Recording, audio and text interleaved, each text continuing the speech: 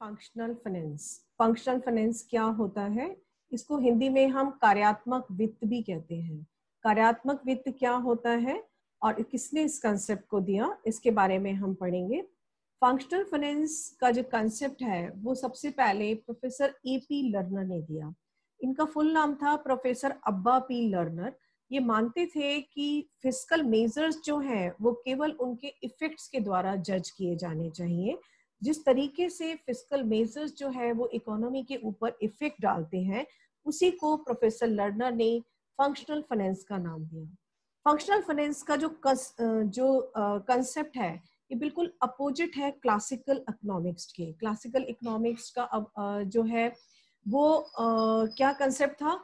उनका कंसेप्ट था कि स्टेट को मार्केट में बिल्कुल भी इंटरवेंशन नहीं करना चाहिए। अगर स्टेट मार्केट में इंटरवेंशन करता है तो उससे मार्केट में प्रॉब्लम्स आ जाती हैं। वो इस बात को मानते थे कि स्टेट को जो है वो लेजिस्लेटिव पॉलिसी के थ्रू चलना चाहिए। लेजिस्लेटिव पॉलिसी का मतलब क्या होता है कि सरकार को जो है वो अर्थव्यवस्था में बिल्कुल हस्तक्षेप नहीं करना चाहिए। जेबी से ने एक थ्योरी दी थी जिसकी थ्योरी थी supply creates its own demand. तो आपको ये मैंने supply creates its own demand की थ्योरी पढ़ाई थी कि सप्लाई जो है तुरंत अपनी मांग क्रिएट कर लेती है और जैसे ही अर्थव्यवस्था में किसी चीज का प्रोडक्शन होता है तो उसके बराबर डिमांड जो है वो उत्पन्न हो जाती है। इसके बाद इन्होंने एक और थ्योरी दी थी कि अर्थव्यवस्था में there can be no over production and no under production. अर्थव्यवस्था में ना तो कभी ओवर प्रोडक्शन हो सकता है, ना ही कभी अंडर प्रोडक्शन हो सकता है। और अर्थव्यवस्था में अगर कभी ओवर प्रोडक्शन या अंडर प्रोडक्शन होता भी है तो अर्थव्यवस्था में ऐसा मैकेनिज्म होता है कि इनविजिबल हैंड के द्वारा जो है वो ऑटोमेटिकली ठीक हो जाता है। मैंने आपको पिछले लेक्चर में बताया था कि ओवर प्रोडक्शन अगर होगा तो अगले साल जो है वो प्रोड्यूसर कम उत्पादन करेंगे और वो ऑटोमेटिकली करेक्ट हो जाएगा। और इसी तरह अगर अंडर प्रोडक्शन होगा तो उसकी जो है वो डिमांड बढ़ेगी। जैसे ही उसकी डिमांड बढ़ेगी तो जो है उसके प्राइस राइज होंगे। प्राइस राइज होंगे तो डेफिनेट सी बात है कि जितने भी आपके प्रोड्यूसर हैं उनको बेनिफिट होगा। जब प्रोड्यूसर्स को बेनिफिट होगा तो डेफिनेट सी बात है कि डिमांड बढ़ेगी तो प्राइस बढ़ेगा। प्राइस बढ़ेगा तो डेफिनेटली उनको फायदा होगा। फायदा होगा तो वो नेक्स्ट ईयर ज्यादा प्रोडक्शन करेंगे और ऑटोमेटिकली जो है उसके प्राइस स्टेबल हो जाएंगे। तो ये जो थे ये बिल्कुल इस बात को मानते थे क्लासिकल इकोनॉमिक्स की, स्टेट को बिल्कुल भी इंटरवेंशन नहीं करना चाहिए। इसके अलावा जो है ये फंक्शनल फाइनेंस का जो सिद्धांत है ये अपोजिट है बैलेंस बजट मल्टीप्लायर के। बैलेंस बजट मल्टीप्लायर क्या होता है? बैलेंस बजट मल्टीप्लायर का सिद्धांत हमें ये कहता है कि गवर्नमेंट को हमेशा बैलेंस बजट बनाना चाहिए, यानी कि उसकी आमदनी उसके खर्चों के इक्वल होनी चाहिए। ना तो कभी गवर्नमेंट डेफिसिट का बजट बनाए ना सरप्लस का बजट बनाए। और ये सेम वही बात है जो क्लासिकल इकोनॉमिक्स कहते थे कि वो गवर्नमेंट सबसे अच्छी होती है जो कि सबसे कम खर्च करती है और कम से कम टैक्स लगाती हैं। लेकिन मैंने आपको ये बताया था कि बाद की चीजों में ये चीजें जो है फेल हो गई और जब मंदी की स्थिति आई और कीन्स जो है इस बात को लेकर के आए तो ऐसे केस में जब 1930 की मंदी आई और कीन्स ने सिद्धांत को जो है वो विरोध किया और उन्होंने बोला कि फिस्कल पॉलिसी जो है वो सबसे इम्पोर्टेंट मेजर है जिसके थ्रू गवर्नमेंट को अर्थव्यवस्था में हस्तक्षेप करना चाहिए। कार्यात्मक वित्त का जो सिद्धांत है वो साउंड फाइनेंस के सिद्धांत के भी अपोजिट में काम करता है। साउंड फाइनेंस का सिद्धांत क्या है? देखिए, साउंड फाइनेंस का सिद्धांत है कि जो है गवर्नमेंट को जो है हमेशा बैलेंस बजट बनाना चाहिए, उसे कम से कम खर्चा करना चाहिए और उसे जो है मार्केट में हस्तक्षेप नहीं करना चाहिए, अन्यथा मार्केट फेल्योर हो जाता है। साउंड फाइनेंस का सिद्धांत बिल्कुल उसी सिद्धांत पर काम करता है जिस पर हम इंडिविजुअल और बिजनेसमैन काम करते हैं। इंडिविजुअल्स को जैसे कहा जाता है कि आप केवल उतना ही खर्च कीजिए जितनी की आपकी इनकम है, यानी कि तेते पांव पसारिए जेती लांबी सौर। आपकी जितनी चादर है केवल उतने ही पांव पसारिए, उससे ज्यादा खर्चा करने की कोशिश मत कीजिए। ठीक इसी तरह साउंड फाइनेंस का सिद्धांत ये हमें कहता है, लेकिन इसके अपोजिट है फंक्शनल फाइनेंस का सिद्धांत। फंक्शनल फाइनेंस का सिद्धांत कहता है कि गवर्नमेंट को कभी भी जो है वो बैलेंस बजट नहीं बनाना चाहिए। वो कहते हैं कि गवर्नमेंट को, लर्नर जो थे इस सिद्धांत के साथ आए, लर्नर ने ये बोला कि गवर्नमेंट को जो है वो कभी भी बैलेंस बजट नहीं बनाना चाहिए, या तो इसे जो है डेफिसिट का बजट बनाना चाहिए या फिर इसे जो है वो हमेशा जो है सरप्लस का बजट बनाना चाहिए। अब मैं आपको बता दूं कि देखिए बजट जो है वो 3 तरीके का होता है। कौन कौन से तरीके का होता है? पहला होता है हमारा बैलेंस बजट। बैलेंस बजट का मतलब है कि जहां आपका टोटल रेवेन्यू जो है वो टोटल जो है आपके एक्सपेंडिचर के इक्वल है। क्योंकि टोटल रेवेन्यू आपका टोटल एक्सपेंडिचर के इक्वल है तो डेफिनेट सी बात है कि ये आपका बैलेंस बजट होगा। दूसरा जो आपका बजट होता है वो होता है आपका सरप्लस बजट। सरप्लस बजट कौन सा होता है? सरप्लस बजट वो होता है जिसमें कि टोटल रिसीप्ट आपके ज्यादा होंगे इसमें और टोटल एक्सपेंडिचर वो होगा कम होगा, जिस वजह से आपको सरप्लस मिलेगा, यानी कि आप कुछ ना कुछ पैसा बचा लेंगे। जब आप कुछ पैसा बचा लेंगे तो डेफिनेट सी बात है कि उसको आप और कामों पे खर्च कर सकते हैं। तो इसे कहते हैं हम सरप्लस का बजट या बचत का बजट। इसी तरह एक और बजट होता है जिसे हम कहते हैं डेफिसिट का बजट। डेफिसिट यानी घाटे का बजट। घाटे का बजट क्या होता है? जबकि हमारे जो टोटल खर्चे होते हैं वो टोटल इनकम से हमारी ज्यादा होते हैं। तो हमारे टोटल खर्चे देखिए ज्यादा है और टोटल इनकम जो है हमारी कम है। जब हमारी टोटल इनकम कम है और टोटल खर्चा ज्यादा है तो गवर्नमेंट को घाटा हो रहा है। इस घाटे को गवर्नमेंट कैसे पूरा करेगी? या तो गवर्नमेंट जो है आपके ऊपर और ज्यादा टैक्सेस लगाएगी, या फिर वो उधार लेगी, तो किसी भी तरह, या फिर वो नोट छाप करके और डेफिसिट फाइनेंसिंग के थ्रू इसको पूरा कर सकती है। तो प्रोफेसर लर्नर का ये मानना था कि जो है अर्थव्यवस्था में फिस्कल पॉलिसी का जो उद्देश्य होता है वो कभी भी बैलेंस बजट बनाना नहीं होता। गवर्नमेंट को जानबूझकर या तो डेफिसिट का बजट बनाना चाहिए और या फिर सरप्लस का बजट बनाना चाहिए। क्यों बनाना चाहिए? उनके अनुसार गवर्नमेंट के दो ही उद्देश्य होते हैं अर्थव्यवस्था में। इकोनॉमिक स्टेबिलिटी जो है वो अर्थव्यवस्था में लेकर के आ सकती है। तो आजकल की अर्थव्यवस्थाओं का मेन एम जो है वो इकोनॉमिक स्टेबिलिटी है। इकोनॉमिक स्टेबिलिटी के साथ साथ जो है गवर्नमेंट को जो है ग्रोथ और फुल एम्प्लॉयमेंट को लेकर के आना होगा। तो उन्होंने, प्रोफेसर लर्नर का ये कहना था कि फंक्शनल फाइनेंस जो है, फंक्शनल फाइनेंस का जो मेन एम है वो है सबसे पहले इकोनॉमिक स्टेबिलिटी, एंड जो इसका सेकेंड एम है वो है इकोनॉमिक स्टेबिलिटी के साथ साथ अर्थव्यवस्था में ग्रोथ लेकर के आना, और तीसरा एम जो इसका है वो है अर्थव्यवस्था में फुल एम्प्लॉयमेंट लेकर आना। आपको सबको पता है कि इस समय हम सब लोग डेवलपिंग इकोनॉमी है और डेवलपिंग इकोनॉमी में हमारा मेन एम जो होता है वो होता है कि किस तरीके से अर्थव्यवस्था में ग्रोथ को मेंटेन रखा जाए। तो प्रोफेसर लर्नर का ये मानना था कि मेन काम है अर्थव्यवस्था में ग्रोथ को मेंटेन रखना, ग्रोथ को लाना, क्योंकि ग्रोथ लाएंगे तभी लोगों की इनकम बढ़ेगी, जब इनकम बढ़ेगी तभी फुल एम्प्लॉयमेंट आएगा। तो अर्थव्यवस्था में जब आपको ग्रोथ लानी है तो इकोनॉमिक स्टेबिलिटी को ध्यान में रखना है और साथ के साथ आपने इस ग्रोथ को भी लेकर आना है जिससे कि अर्थव्यवस्था लगातार जो है वो आपकी उन्नति करती रहे। उनका ये मानना था कि ये इम्पोर्टेंट नहीं है कि आप जो है वो रेवेन्यू और एक्सपेंडिचर को बैलेंस करें। आय और व्यय को बैलेंस करना उतना इम्पोर्टेंट नहीं है, बल्कि अर्थव्यवस्था में समृद्धि लाना ज्यादा इम्पोर्टेंट है। और अर्थव्यवस्था में आप समृद्धि कैसे लाएंगे? उन्होंने कहा जरूर कोई जरूरी नहीं है कि गवर्नमेंट बैलेंस का बजट बनाए। गवर्नमेंट घाटे का भी बजट बना सकती है, गवर्नमेंट सरप्लस का भी बजट बना सकती है। डिपेंड करता है इकोनॉमी की कंडीशन के ऊपर कि हमारी इकोनॉमी की कंडीशन किस तरह की है। अगर इकोनॉमी की कंडीशन जो है वो जो है इन्फ्लेशन वाली स्थिति है, तो इन्फ्लेशन में क्या होता है कि डिमांड ज्यादा होती है, लोगों के हाथ में पैसा ज्यादा होता है, क्योंकि मार्केट में वस्तुएं कम होती हैं, इसलिए चीजों के रेट लगातार बढ़ रहे होते हैं। तो प्रोफेसर लर्नर का ये मानना था कि अगर अर्थव्यवस्था में इन्फ्लेशन चल रही है तो इन्फ्लेशन को कंट्रोल करने के लिए गवर्नमेंट को सरप्लस बजट बनाना चाहिए। सरप्लस बजट यानी कि बचत का बजट बनाना चाहिए। बचत का बजट बनाने के लिए उसे जानबूझकर क्या करना चाहिए? हैवी टैक्सेशन कर देना चाहिए। लोगों के ऊपर ज्यादा से ज्यादा टैक्स लगाएं, टैक्स लगा के उनकी जो एक्स्ट्रा परचेजिंग पावर है उसको वो अपने हाथ में खींच ले, जिससे कि लोग जो एक्स्ट्रा डिमांड कर रहे हैं वो मार्केट में अपने आप कम हो जाएगी। दूसरी, इसी तरह वो वस्तुओं के ऊपर भी कर लगा सकते हैं, खासतौर से जिन वस्तुओं की डिमांड ज्यादा है और अगर वो लग्जूरियस आइटम के अंदर आती है तो वो उनके ऊपर हैवी टैक्सेशन कर सकती है और इस तरह उनकी डिमांड को कम कर सकती है।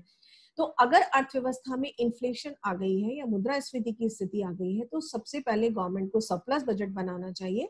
और सरप्लस बजट बनाने के साथ ही फिस्कल पॉलिसी के जो तीनों इंस्ट्रूमेंट हैं, तीन इंस्ट्रूमेंट क्या है?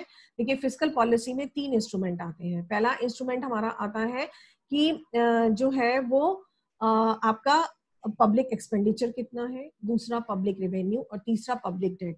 तो उन्होंने कहा कि पब्लिक रेवेन्यू में गवर्नमेंट को हैवी टैक्सेशन करना चाहिए, इसी तरह अपने एक्सपेंडिचर में जो है उसे बहुत ज्यादा कटिंग कर देनी चाहिए। जितने भी वेस्टफुल एक्सपेंडिचर हो रहा है, एक्स्ट्रा एक्सपेंडिचर हो रहा है, गवर्नमेंट अगर उसको खर्चा कम कर देगी तो नेचुरली है कि मार्केट में मनी की सप्लाई कम होगी। मार्केट में अगर मनी की सप्लाई कम होगी तो डेफिनेटली लोगों के हाथ से पैसा जो है वो चला जाएगा। तो इसलिए इनका ये मानना था प्रोफेसर लर्नर का कि सबसे पहला काम जो गवर्नमेंट का होता है वो अर्थव्यवस्था में इकोनॉमिक स्टेबिलिटी लाना होता है। और जितने भी फिस्कल मेजर होते हैं, फिस्कल मेजर से हमारा जो पर्पस होता है, फिस्कल मेजर का जो मेन उद्देश्य होता है वो होता है किसी भी अर्थव्यवस्था में इकोनॉमिक स्टेबिलिटी को लेकर के आना।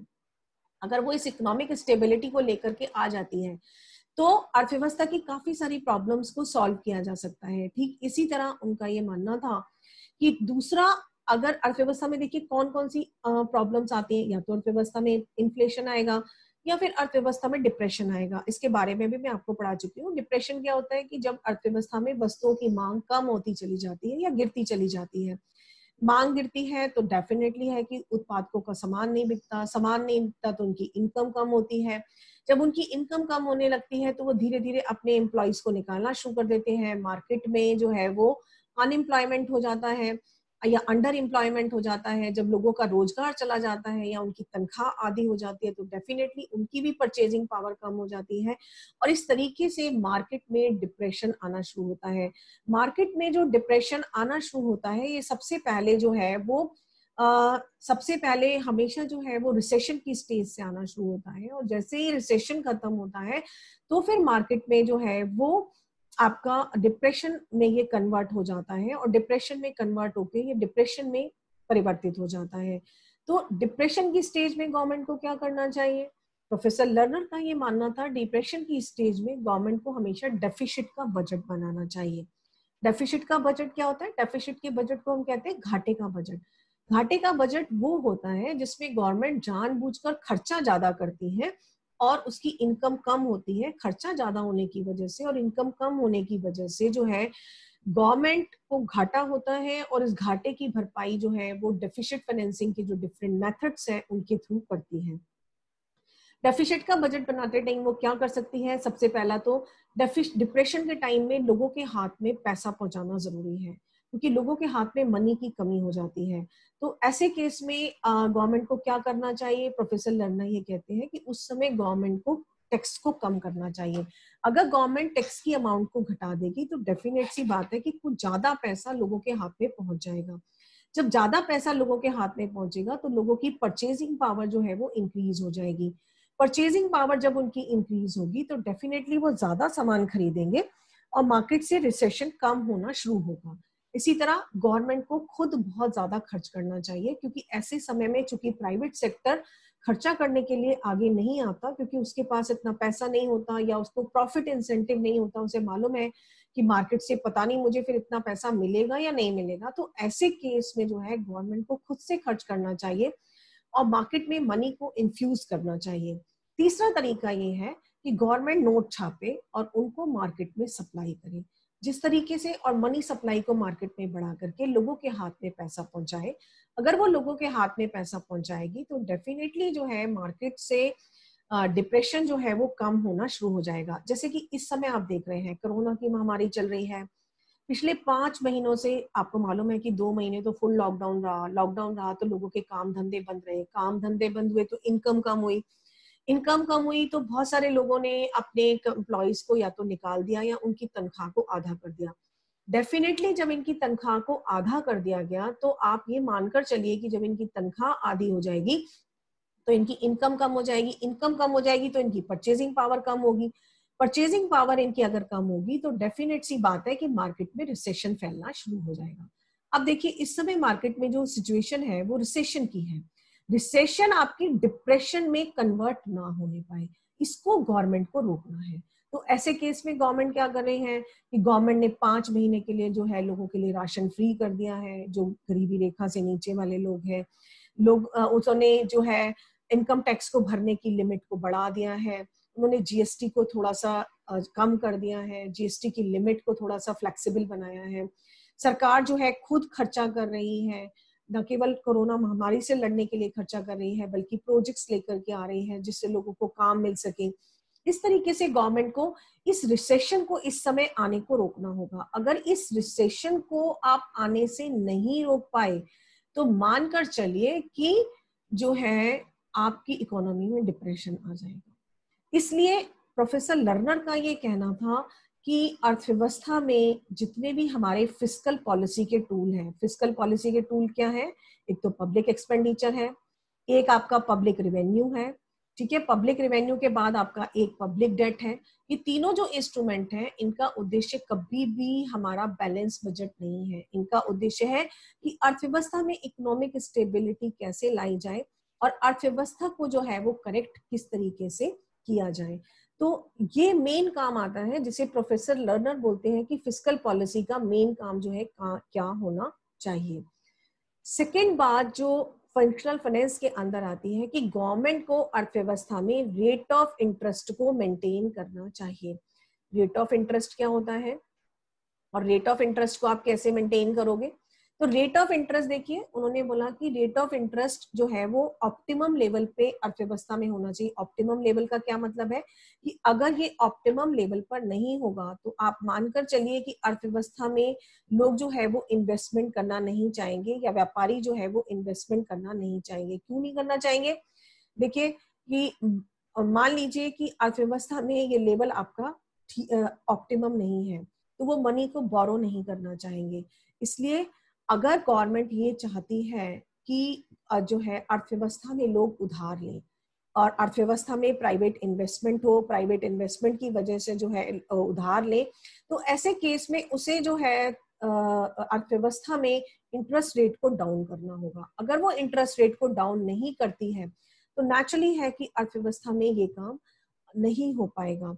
तो वो क्या कर सकती है अर्थव्यवस्था के अंदर? वो लेंडिंग कर सकती है मनी को, और लेंडिंग करके मनी को जो है वो खुद से जो है लेंड कर सकती है और उसके इंटरेस्ट मनी को कम पर ला सकती है, इंटरेस्ट मनी को रेट लोअर कर सकती है। इसी तरह जो है वो वो ये भी कर सकती है कि अब वो बोरो कर सकती है मनी को। अगर अर्थव्यवस्था में रेट ऑफ इंटरेस्ट बहुत ज्यादा हो गया है तो वो इस मनी को बोरो कर सकती है और अर्थव्यवस्था में इंटरेस्ट को, रेट ऑफ इंटरेस्ट को बढ़ा सकती है। इसके अलावा इस तरीके से वो अर्थव्यवस्था में रेट ऑफ इंटरेस्ट को मेंटेन कर सकती है। तो गवर्नमेंट की फिस्कल पॉलिसी का दूसरा काम क्या है कि पहले तो वो इकोनॉमिक स्टेबिलिटी को बनाए रखे, दूसरा वो रेट ऑफ इंटरेस्ट को मेंटेन करे। अगर वो रेट ऑफ इंटरेस्ट को मेंटेन करती है तो अर्थव्यवस्था में इन्वेस्टमेंट का लेवल हाई रहेगा, इन्वेस्टमेंट का लेवल हाई रहेगा तो अर्थव्यवस्था में ग्रोथ होगी, और ग्रोथ होगी तो आप समझिए तभी उसके बाद जो है फुल एम्प्लॉयमेंट अर्थव्यवस्था में आ सकता है। इसके बाद प्रोफेसर लर्नर कहते हैं कि ऊपर के जो दो प्रिंसिपल बताए गए हैं, यानी कि इकोनॉमिक स्टेबिलिटी लाना और अर्थव्यवस्था में ग्रोथ लाना, इन दोनों में अगर कोई कॉन्फ्लिक्ट आपस में होता है, क्योंकि गवर्नमेंट जो है साउंड फाइनेंस का प्रिंसिपल फॉलो करती है, तो गवर्नमेंट को मनी को प्रिंट करना चाहिए। उन्होंने कहा ये प्रिंटिंग द मनी जो है वो गवर्नमेंट के हाथ में एक ऐसी पावर है जो कि किसी अन्य के हाथ में नहीं है, जिसके थ्रू अर्थव्यवस्था में गवर्नमेंट जो है वो स्टेबिलिटी ला सकती है। तो ऐसे केस में गवर्नमेंट को जो है मनी को प्रिंट करना चाहिए। इसलिए इसे ना तो टैक्सेशन को ऐसे टूल के रूप में अपनाना चाहिए जो कि रेवेन्यू को रेज करता है। इनका ये मानना था कि टैक्सेशन जो है अर्थव्यवस्था में कभी भी गवर्नमेंट की आय का साधन नहीं हो सकता। उन्होंने कहा कि टैक्सेशन का उद्देश्य ही नहीं है आय कमाना। उन्होंने कहा टैक्सेशन का मेन उद्देश्य है कंजम्पशन को कर्व करना, यानी कि अर्थव्यवस्था में रीडिस्ट्रीब्यूशन करना, रिड्यूस करना इनकम और वेल्थ की इनइक्वालिटीज को, यानी कि रीडिस्ट्रीब्यूशन करना। रीडिस्ट्रीब्यूशन मैंने आपको पहले बताया था, रीडिस्ट्रीब्यूशन का मतलब होता है कि एक व्यक्ति के हाथ से मनी लेकर के दूसरे व्यक्ति के हाथ में देना, यानी कि रिच व्यक्तियों के हाथ से मनी लेकर के इसे गरीब व्यक्तियों के हाथ में देना। तो इसके लिए गवर्नमेंट को क्या करना चाहिए? प्रोग्रेसिव टैक्सेशन करना चाहिए। प्रोग्रेसिव टैक्सेशन कैसे करना चाहिए कि वो अमीर व्यक्तियों के ऊपर जो है वो ज्यादा टैक्सेशन लगाए और अमीर व्यक्तियों के ऊपर से टैक्सेशन लगा करके वो गरीब व्यक्तियों के ऊपर वो पैसा जो है पब्लिक एक्सपेंडिचर के थ्रू खर्च करे। अगर वो पब्लिक एक्सपेंडिचर के थ्रू गरीब व्यक्तियों के ऊपर ये पैसा खर्च करेगी तो डेफिनेटली जो है कि अर्थव्यवस्था में रीडिस्ट्रीब्यूशन होगा, और रीडिस्ट्रीब्यूशन अगर होगा तो डेफिनेटली जो है अर्थव्यवस्था में मनी का फ्लो जो है वो रिच से जो है वो गरीब व्यक्तियों की तरफ जाएगा। तो इसलिए उनका ये मानना था कि गवर्नमेंट को जो है जो आपके टैक्सेस हैं इनका उद्देश्य हमेशा से जो होता है वो हमेशा से इनका उद्देश्य कभी भी जो है इनकम रेज करना नहीं होता, बल्कि अर्थव्यवस्था में बैलेंसिंग क्रिएट करना होता है। तो गवर्नमेंट को वो कहते हैं क्या करना चाहिए, उन्होंने बोला कि गवर्नमेंट को प्रोग्रेसिव टैक्सेशन करना चाहिए। प्रोग्रेसिव टैक्सेशन का क्या मतलब होता है, प्रोग्रेसिव टैक्सेशन है जहां हम अमीरों पे ज्यादा कर लगाते हैं और वो कर से जो पैसा आता है उसे गरीबों के ऊपर खर्च करते हैं। इसी तरह तीसरा काम वो क्या कहते हैं कि पब्लिक एक्सपेंडिचर। आप पब्लिक एक्सपेंडिचर कैसे करोगे, रीडिस्ट्रीब्यूशन करने के लिए, इनकम को रीडिस्ट्रीब्यूशन करने के लिए आप पब्लिक एक्सपेंडिचर को हमेशा कैसे करोगे कि आप पब्लिक एक्सपेंडिचर को हेल्प करने के लिए करो कि जो भी गरीब लोग हैं, डेस्टिट्यूट लोग हैं, या और लोगों को जो है पेंशन देने के लिए, गरीब लोगों को पेंशन देने के लिए खर्च करो, या फिर आप जो है वो मेडिकल केयर के ऊपर खर्च करो कि मेडिकल केयर जो है वो सिक और हैंडीकैप को आप किस तरीके से प्रोवाइड करोगे। तो अगर आप इसके ऊपर खर्च करते हो तो डेफिनेटली जो है आप ये काम कर सकते हो। फिस्कल पॉलिसी का मेजर कीन्स लेकर के आए थे। तो इनका ये मानना था कि फिस्कल पॉलिसी के जितने भी टूल्स हैं वो गवर्नमेंट के हाथ में एक ऐसे टूल्स हैं जिसके थ्रू गवर्नमेंट जो है अर्थव्यवस्था में ना केवल जो है वो इसमें स्टेबिलिटी ला सकती है, बल्कि इसमें ग्रोथ भी लेकर के वो आ सकती है। तो ये मेजर हथियार है जिसके थ्रू गवर्नमेंट काम कर सकती है। अब आता है कि फीचर्स क्या होते हैं फंक्शनल फाइनेंस के। तो देखिए फीचर्स क्या होंगे इसके, कि सबसे पहला फीचर इसका होगा मार्केट फेल्योर। गवर्नमेंट को अर्थव्यवस्था में क्यों हस्तक्षेप करना चाहिए, क्योंकि मार्केट हमारा फेल हो जाता है। अभी जब मैंने पूरा मार्केट फेल्योर पढ़ाया था तो आपको ये बताया था कि मार्केट फेल्योर के क्या रीजन होते हैं, मार्केट क्यों फेल होता है, मार्केट फेल्योर को गवर्नमेंट करेक्ट कैसे कर सकती है। तो गवर्नमेंट को जब भी मार्केट फेल हो जाता है तो नेचुरली गवर्नमेंट को इंटरवीन करने के लिए मार्केट में आना होता है और अर्थव्यवस्था को जो है करेक्ट करना होता है अपने फिस्कल पॉलिसी के मेजर के थ्रू।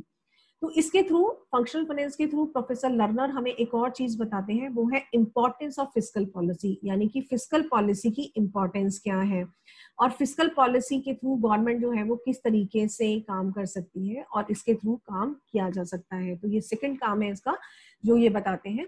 तीसरा, बजट एडजस्टमेंट। मैंने अभी आपको बताया कि बजट एडजस्टमेंट क्या होता है। बजट एडजस्टमेंट का मतलब है कोई जरूरी नहीं है कि गवर्नमेंट बैलेंस का बजट बनाए, साउंड फाइनेंस ही गवर्नमेंट को करने की कोई जरूरत नहीं है। उनका मानना था प्रोफेसर लर्नर का कि ये इंडिविजुअल के लिए सही है, बिजनेस के लिए सही है, कॉर्पोरेट्स के लिए सही है कि हम या तो बैलेंस बजट बनाए, लेकिन गवर्नमेंट के लिए कोई जरूरी नहीं है कि वो बैलेंस बजट बनाए। उसका मेन काम है इकोनॉमिक स्टेबिलिटी या अर्थव्यवस्था को बिजनेस साइकिल से बचाना या अर्थव्यवस्था में स्टेबिलिटी लेकर आना। तो वो या सरप्लस बजट बना सकती है या फिर वो डेफिसिट का बजट बना सकती है और बजट एडजस्टमेंट के थ्रू जो है अर्थव्यवस्था में इकोनॉमिक स्टेबिलिटी ला सकती है।